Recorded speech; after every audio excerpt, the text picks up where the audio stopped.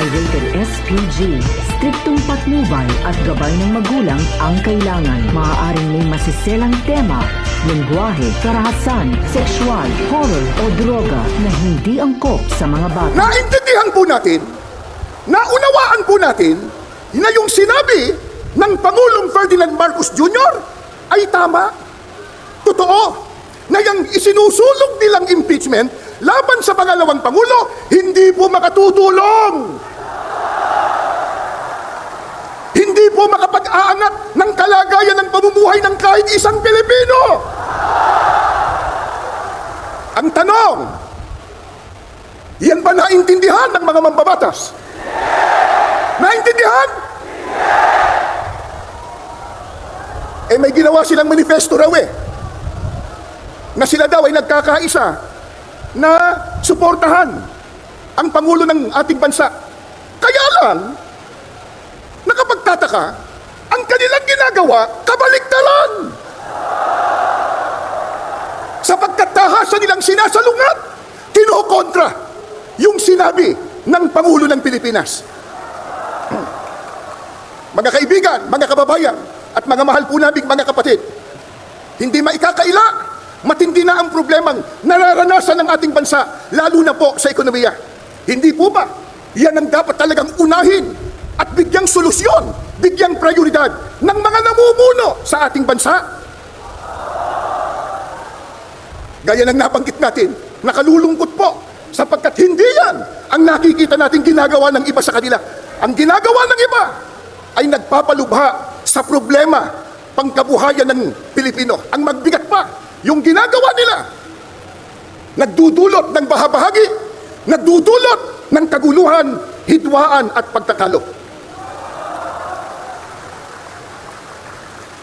Alam po ng lahat, marami ang naghihikahos. Marami ang walang trabaho. Hindi pwedeng ikailayan. Nasa estadistika po yan. Isang araw lang, kahapon, di ba? Inilabas sa isang survey na 63% sa mga Pilipino ang nagsasabi na sila ay mahirap ang pamumuhay. Yan pong estadistika na yan. First, una, sa mahabang panahon, 63% nagsasabi, mga Pilipino, na sila po ay napakahirap ang buhay. Marami po ang salat na salat sa mga pangunahing pangangailangan. Pagkatapos, nakalulungkot pa, hindi matapos-tapos ang mga kalamidad sa ating bansa. Sunod-sunod na mga bagyo, pagbaha, pagputok pa ng bulkan.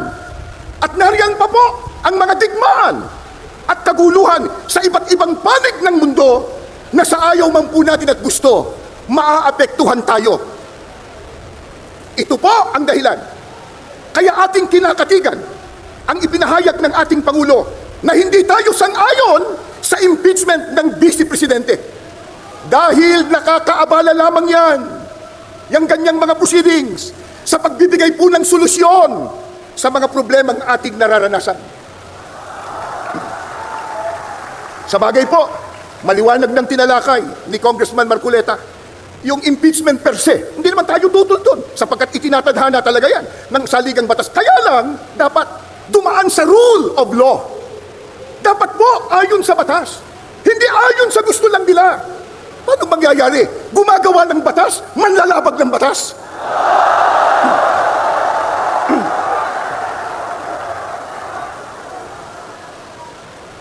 Kaya, ang ating panawagan sa mga mahal po nating leader sa ating bansa, gaya ng nakasulat sa inyong mga placards, at inyo pong isinisigaw, mga kapatid at mga kababayan, unahin po natin ang tao, hindi ang kapakanan ng partido. Serbisyo po muna bago ang sariling gusto at benepisyo. Ngayon ay 2025 na. Sa bagong taon ay unahin ang pag-unlad ng bayan, hindi ang pagbabangayan.